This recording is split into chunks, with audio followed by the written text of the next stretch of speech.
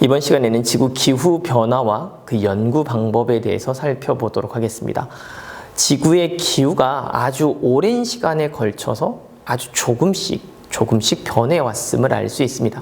근데 과거의 기후 변화이기 때문에 과거의 기후 변화는 어떤 방법으로 알아볼 수 있는지를 살펴보겠습니다. 지구 기후 변화의 연구 방법으로는 세 가지를 제시해 볼 수 있겠습니다. 빙하 얼음 속 공기방울.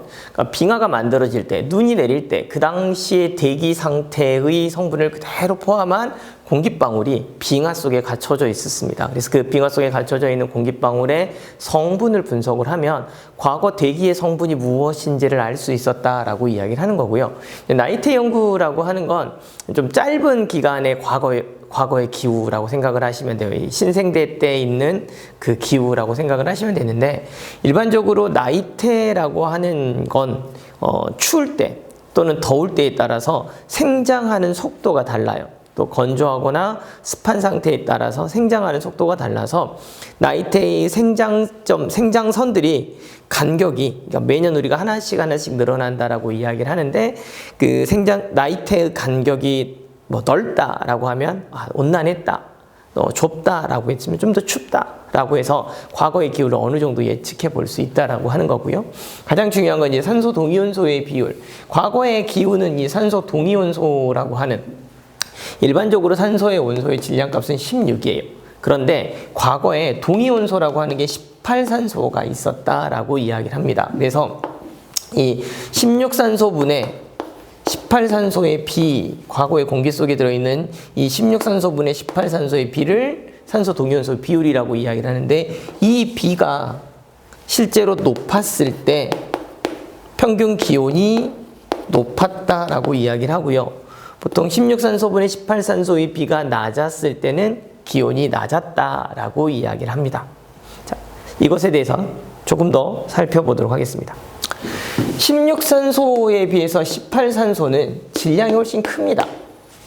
그러니까 이건 동위원소예요. 원자번은 똑같은데 질량값이 달라요. 이런 경우를 보통 동위원소라고 이야기를 하는데, 18산소 값이 16산소보다 질량이 커서 증발하는데 조금 더 어려움을 겪습니다. 그래서 온도가 높으면 18산소의 증발량이 많아진다라고 생각을 해요. 그래서 바닷속에 녹아있던 산소가 온도가 높아지면 18산소가 증발이 잘 돼서 대기 중으로 많이 빠져나옵니다. 그러니까 보통 기온이 평년일 때, 평년 기온에서는 16산소나 18산소, 기온이 높았을 때나 평년 기온은 16산소는 그냥 일정하게 잘 증발이 됐었는데, 평년 기온에서는 18산소가 증발이 조금 작아요.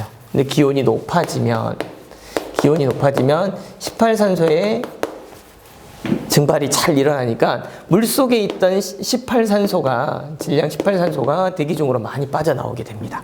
그래서 대기 중에 16산소분의 18산소의 비가 증가하게 된다. 어쩔 때? 기온이 높을 때.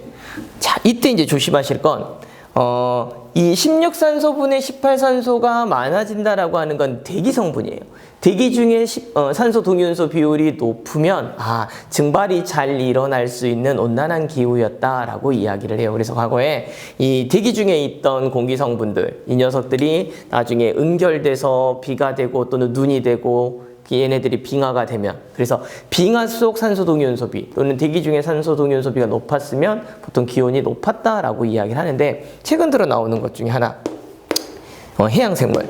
과거 해양생물은 대기 중으로 이 18산소가 많이 증발해서 올라가게 되면 물속의 18산소량은 어떻게 될까요? 줄어들겠죠. 그러니까 여기 대기 상태하고 물속의 차이가 생기는 거예요.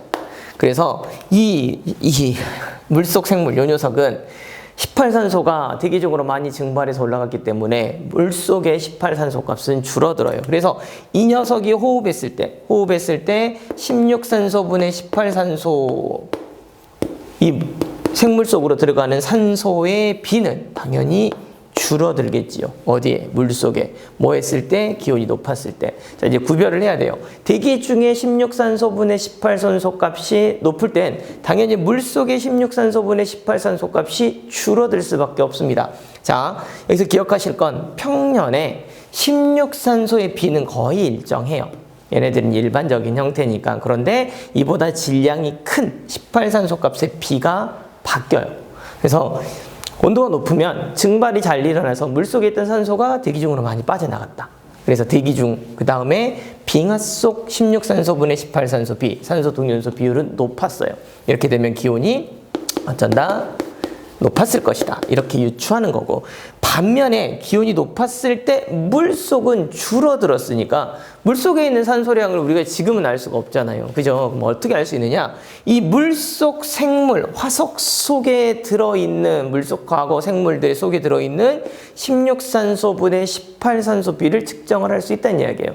이 값이 작으면 온도가 높았구나, 이렇게 생각을 하는 거예요. 그래서 과거 바닷속 생물 화석 속에 들어있는 산소동위원소비는 값이 작을 때 평균 기온이 높았다라고 생각을 하시면 되고, 대기 중 또는 빙하 속 16산소분의 18산소, 산소동위원소 비율이 높았다라고 하면 평균 기온이 높았구나, 기후가 높았구나라고 반대로 좀 해석을 하시면 과거의 기후를 어느 정도 예측해 볼 수 있겠습니다.